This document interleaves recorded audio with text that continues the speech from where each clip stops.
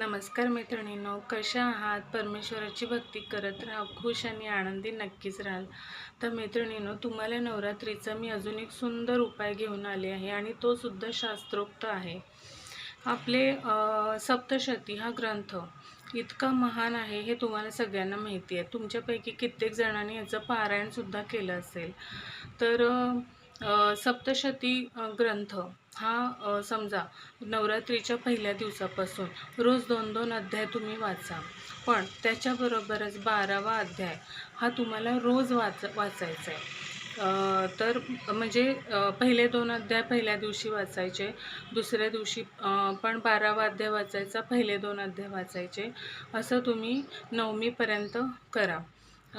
तर ह्याच्यामुळे तुम्हाला तुमच्या आयुष्यातली सगळी संकटं दूर होतील, फायनान्शियली प्रॉब्लेम्स दूर होतील, घरात वादविवाद, वास्तुदोष हे सगळं नाहीसं होईल आणि तुमचं घर सुखसमाधानाने, आनंदाने भरून निघेल. भगवती आईची तुमच्यावर अत्यंत कृपा होईल. कारण हा सप्तशती हा ग्रंथ स्वतःमध्येच एक अद्भुत असा ग्रंथ आहे आणि ह्याचं नित्यनियमाने जर तुम्ही पठण केलं तर तुमच्या कुलदेवतेची तुमच्यावर निस्सीम अशी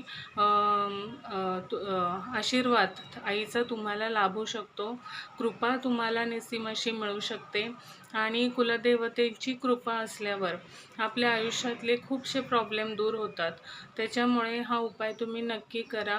रोज 2-2 अध्याय वाचा, प्लस त्याच्यासोबत 12वा अध्याय हा नक्की वाचायला विसरू नका.